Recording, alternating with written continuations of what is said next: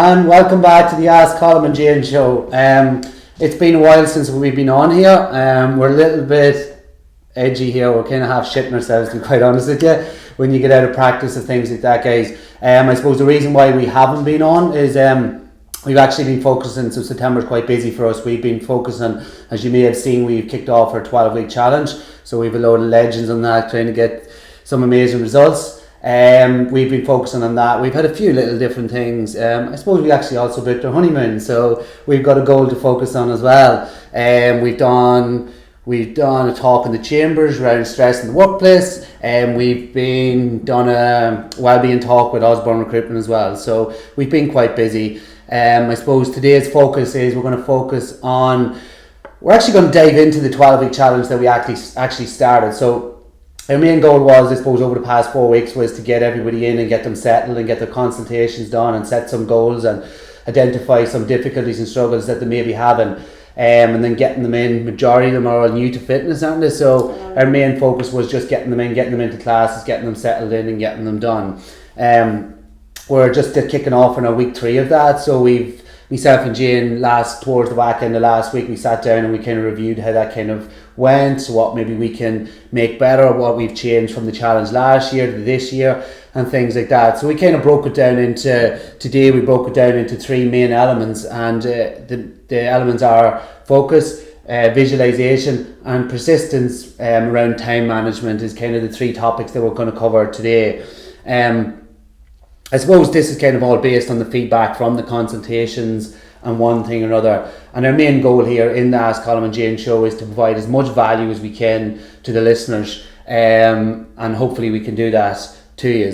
So without further ado, we're going to kick it off with focus. Focus was something that you would have come up a lot with, in terms of even just like one of the biggest fears was how to stay on track and kind of stay on focus and things like that. I suppose my kind of view on focus is, I suppose, in today's society, I think a focus, I suppose, it boils down into our decision making. I think we make a lot of more decisions today than we may have had back in the past. So we do, and we had this topic before, and kind of how I described it is that we're actually making that many decisions on a day-to-day basis. Our brain's actually coming fatigued, and we're actually losing kind of part of our focus on what are actually tasks or what we actually may want or don't kind of want.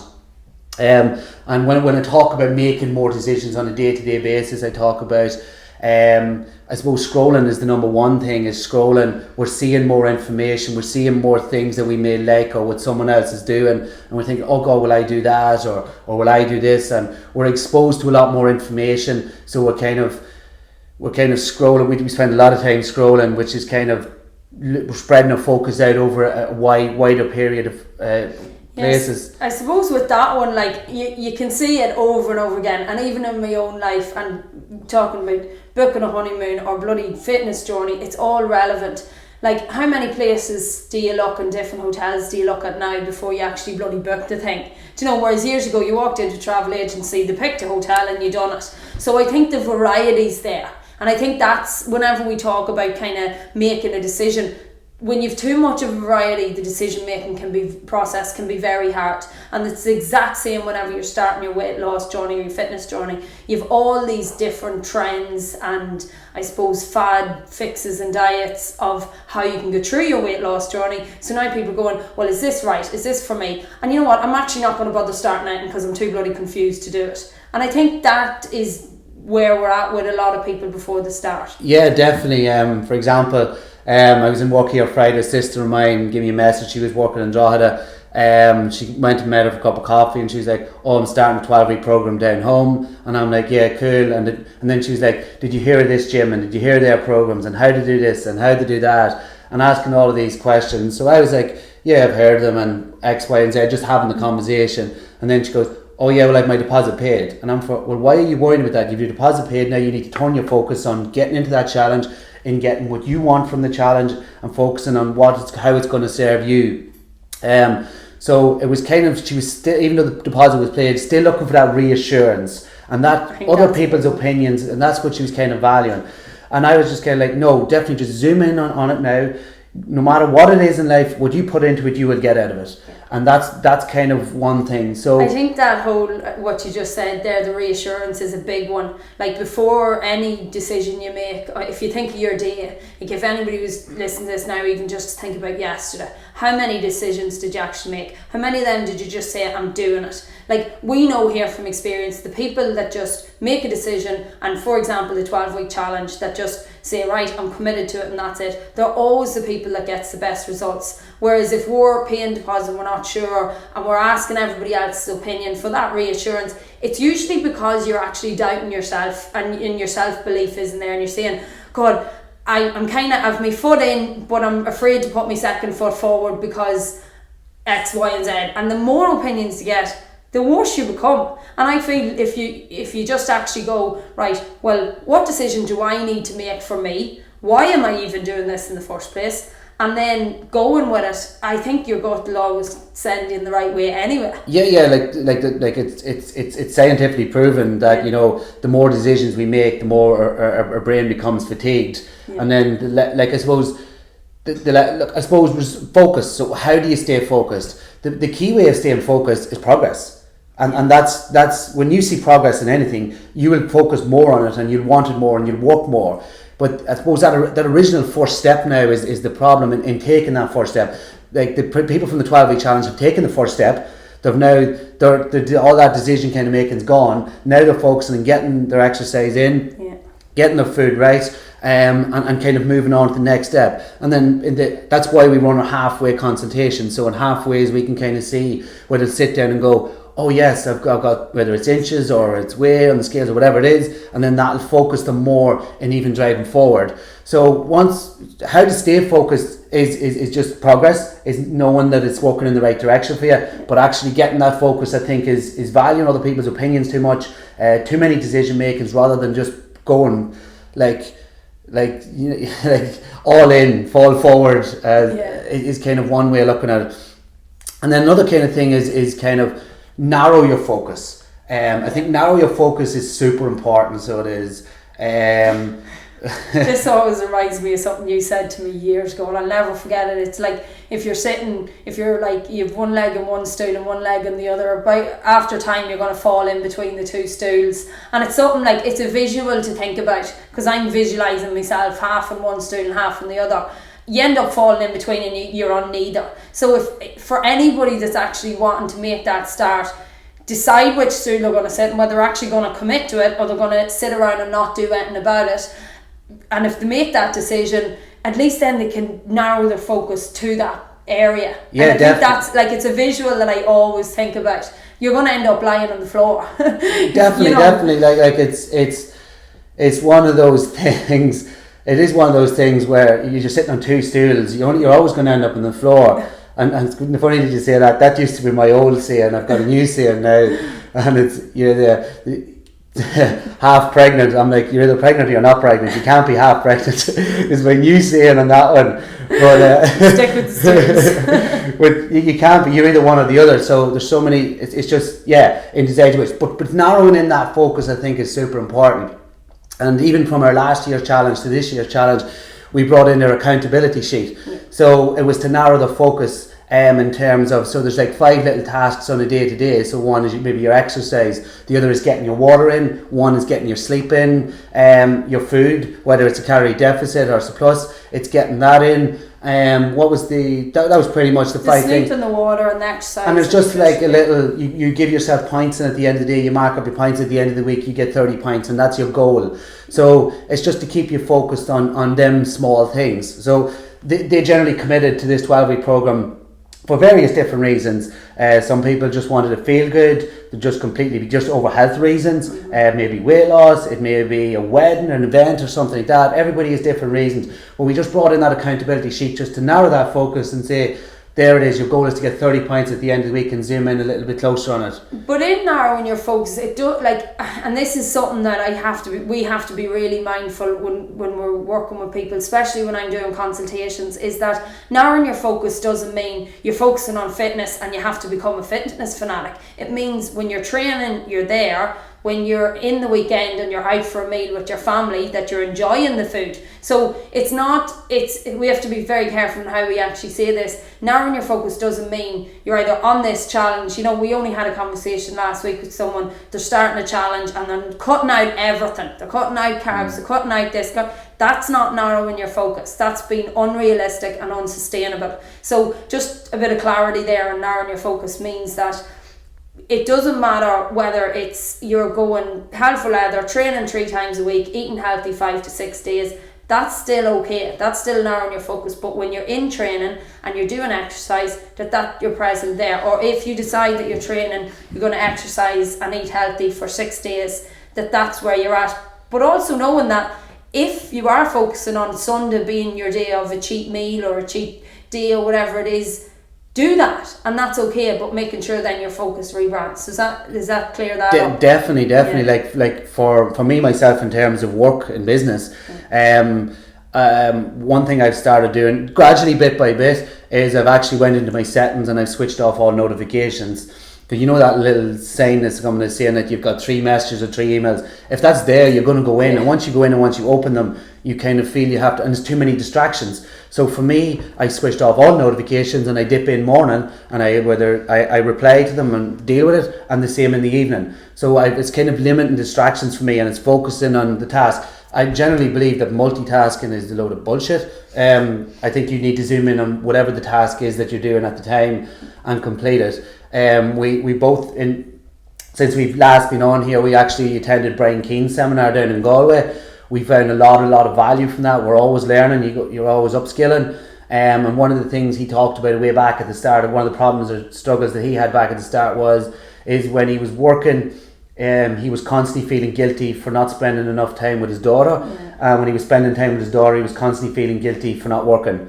And he was constantly at war with each other. So he just kind of had to zoom in when he's with his daughter, that it's daughter time, and that they really enjoy and cherish that. And when he's working, he zooms in and works, and kind of just focusing on that key one thing. I suppose the last thing in that focus, just as you say, touch it, is learning how to say no. I think is an important one. They're always going to get distractions and people coming everywhere asking, when you do this, when you do that, when you do this, and understand that it's okay to say no, and figure out what narrow your focus and pick your 3 or 4 things. For me, I suppose my kind of focuses is obviously work.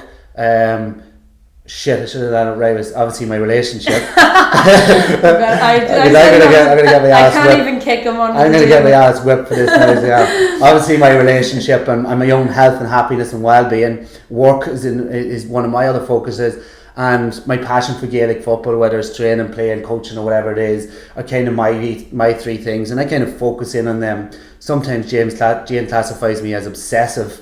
But I just say, no, I just know what my focus is. We do argue the different on that one.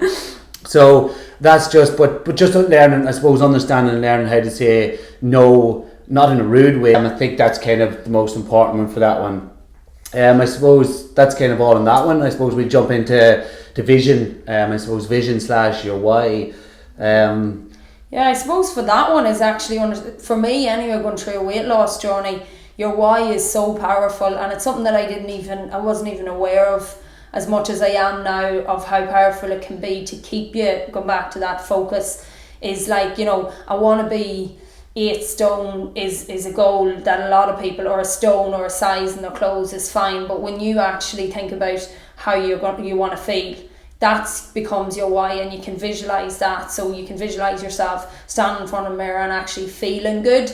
That is so much more powerful than any number you'll have on the scales. And I feel that any people that got really good results in here, they've really focused on their why. They've went back to why they wanted to start. It's like us, any day we have in business here that you think, God, we're working a lot and this is a lot of hard work. We think about why we started this in the first place. And it emotionally gets you back to you know, why you started your journey and taking that first step. And I think that definitely keeps you kind of have that vision, that when you feel unmotivated, that you can go back to visualizing where you're at now, what you need to do, where you need to go to get to where your why became. You definitely I suppose look at like everything's created twice, so it is it's created in our mind, and then it's actually And then it actually happens. I suppose is the way to put that one. You know, you have to kind of visualize what it is that you kind of want and feel your emotions towards it, and then take the actions and the step towards it. And suppose when you identify what that why is, whether it's feeling good in yourself or whatever it may be, whether it's moving jobs or whatever it is, and you identify that why and you're emotionally connected and it kind of excites you in whatever that task may be, I think then the next most important thing is actually just focusing on that, as we just talked about the focus. One thing that actually stands out for me, I suppose, with all of this, I suppose this is not trying to motivate you and get you pumped for it is. It's trying to be building tips and tools that you can identify and use as you go along. The one that happens for me, and that when you identify what your why is, of how to stay on track with your why is the tip that comes to me is that where the thinking goes, the energy flows. So if you're constantly negative thinking about something, that's going to be your outcome of it. So it is, no matter what it be, whether whatever it may be in terms of, if you're going to do something and you're not generally that comfortable, or you had a bad experience with it before, if that's what you're thinking about in the lead up to that, that's generally what's going to happen, and that's generally going to be your outcome on that one. I actually used that not so long ago with a new customer. They're on actually the 12-week challenge, and I was like, if you're constantly coming in here saying, I hate exercise, I hate the thoughts of being here, the chances are that there's a higher possibility of you coming out feeling like that. So I was like, from now on, when you pull up here, when you come in here, I want you to come in going, I'm going to enjoy this. Even though you think the absolute opposite, just say it to yourself. And over time you will start to learn. And it works every single time. You know, so whether it is going into that fitness class or starting a weight loss journey because you tried a fad diet before and it didn't work well for you, or, you know, whatever that past experience is being negative, if that's the energy that you're bringing to it, there's going to be a high possibility that could be the outcome. So no matter, you know, what other energies you get from it. So if you can actually change that and be more positive into before it happens, the chance of it actually happening becomes way higher. And I think that's a big one for that.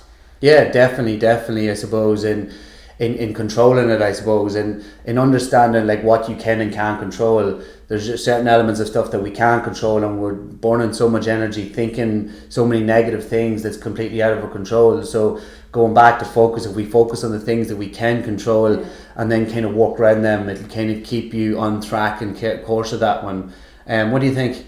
Yeah, I think it's a huge one for me anyway, and probably only in the last couple of months I've actually nailed it down where I can visualise so much clearer now and saying, right, well, for example, like it was only 2 weeks ago we done a first aid course, and before that me and you would have been a wreck having to sit in a room all day, because sitting at a table or in a classroom situation wouldn't be me and Colm's favourite thing to do.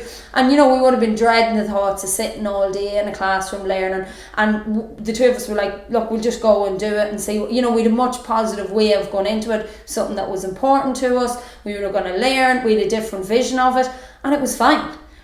And I think it just has been working ever since. Every single day my visions, whether it's a day of work that I have to do, whether it's videoing this morning, you know, I was coming in here with that positive reason that I'm actually out there to inspire and help people, and that's my number one priority. It's a non-negotiable today to do, and I was really looking forward to that. So that's the energy I'm going to bring. Whereas if I was coming into work going, well, the thoughts of this and this is, what if I say the wrong thing, and what if I annoy somebody, and what if it doesn't go well, and what if nobody listens to it, there could be a higher chance of it, because that's what I'm showing and that's the energy that I'm given. But because I had a more positive reaction coming into it, I think it helps overall. Definitely, without 100%. So remember that one, where the thinking goes, the energy flows. That's a very important one for me, and whenever I fall into that, just like the first aid course you talk about, yes, I'm not a big fan of sitting in the classroom, but the thoughts of exam at the end of it was what was making me shit myself.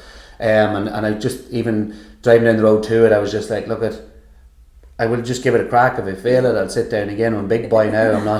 I'm not 12 years of age anymore, and the teacher instructor will just sit down and go through it and more carefully with me. Like most things I do that results in exam, I ace my practicals, and then the theory just always gets me. So I went in with a good positive attitude, and I actually enjoyed it the 2 days, so I did.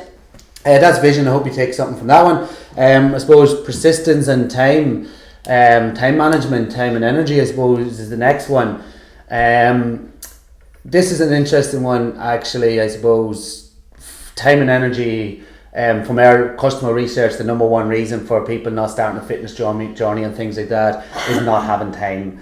I suppose the first thing I would always try to get people to flip around in their mind is I don't have time, or I can't prioritize this right now.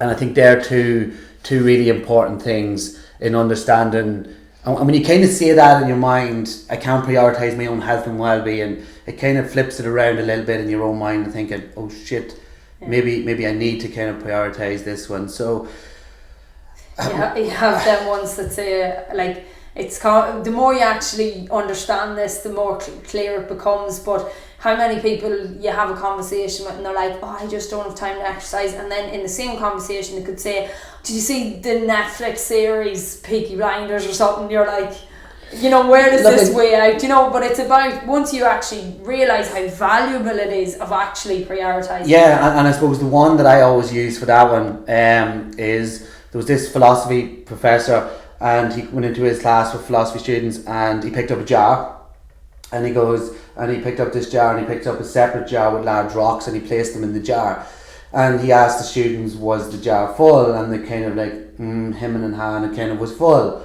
And then he picked up a separate jar with these little pebbles, and he poured them in, and they fell in between all the little gaps between all the large rocks, and he turned around and he asked the students, is it full now? And they were like, yes, it's full now. And then he picked up this jar full of sand, and he poured the sand, and the sand fell in all between all the little pebbles and large rocks, and then he goes, is it full now? And they were like, yeah. So how we can relate that to our time and energy and our priorities as well, focus, everything is that, I suppose, if you had to place the pebbles and the sand in the jar first, would the large rocks have fitted? And the answer is no.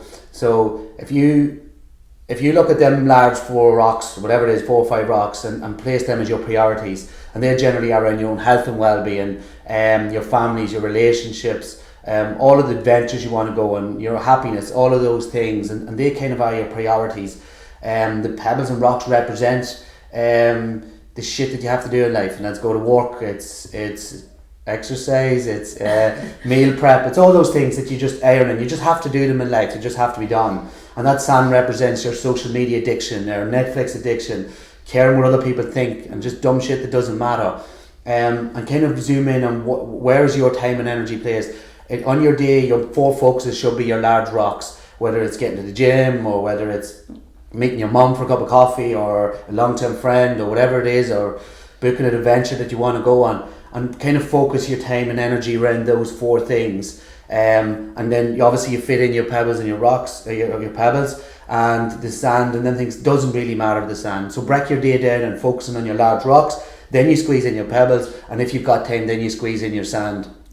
I think that's kind of what works with me in terms of your time and energy. So don't be getting, when you go into controlling the things you control, don't be getting upset about the things, whether you don't get to watch your Netflix or you don't get to spend your time scrolling. Focus in on those 4 things, and that will help you narrow your focus down. It'll all kind of your why, and it'll all kind of tie into the one area. How I actually do that is my 4 fucks. Excuse my language on this one. I break it down to, I would have a massive problem with sleeping. Always have. I've tried all elements of it. I've tried GABA, I've tried melatonin, I've tried meditation, I've tried everything over the course of 10-15 years, and nothing. So for me, when I go to bed, literally I'm like an internet browser with 18 tabs open and about 4 of them frozen, and when I go to bed I have to start closing these down, and it takes me hours. It could take me 2 hours to sleep, just closing everything down. And I've been trying all these things, and nothing has came up trumps for me until probably in the past year. I've probably been the best I've ever been. And I'm taking no supplements. I'm not even taking magnesium. I take 0 supplements right now, and I've actually really focused on how many tabs I open on a day-to-day basis. So how many things can actually annoy me on a day-to-day basis. So I feel now like I go to bed with only 8 or 9 tabs open, and it takes me a lot quicker to close them down at night. And because I've only 8 or 9 open, there's none of them frozen, so I'm not stuck on any of them. and I've really focused. So I broke that down into my 4 fucks. So there's only 4 things in a day that I give a fuck about. And the rest of the things I can control or not control. And generally them things are maybe whether it's exercising, getting maybe the tasks done that I'd mapped out the day before, small little things like that, and all the other stuff like that, important things like that, and letting the other stuff just go, but ditching it there and then, not procrastinating on it, just saying, can I control it now, or can I control it at all? And if I can't control it, I just put it aside. I don't open a tab on it. I open it for a little while, but I close it there and then straight away. And then when I get to the end of the day, I only have a certain amount of tabs, so it takes me a lot. And that's actually, and like, you're with me now 12 years, and you've seen what my sleeping patterns are like.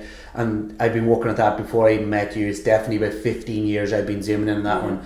And this is actually what's actually works for me, becoming more grounded, understanding what my 4 fucks are, what 4 things can I get obsessed with on a day-to-day basis. Now, we can find 100 occasions on a day-to-day basis to be offended by any means. That person's, look at the coat that that person's wearing, look at the state of that person's hair, what's this person posting that for, what's this person doing that. None of that's irrelevant, so it's not. And just narrowing that down to them 4 bucks, as I'm going to say, and zooming in on that one, and just how many tabs you kind of opened on that one. That brings this episode to an end, guys. I really hope you have took some value. Our goal is in providing as much value as we can through our own life experience. This is not edited. This is straight off the cuff, so it is. We're not perfect in any way. There's no need to put us on a pedestal. We make mistakes and fuck shit up just like everybody else. I really hope you took some value from it. Thanks very much.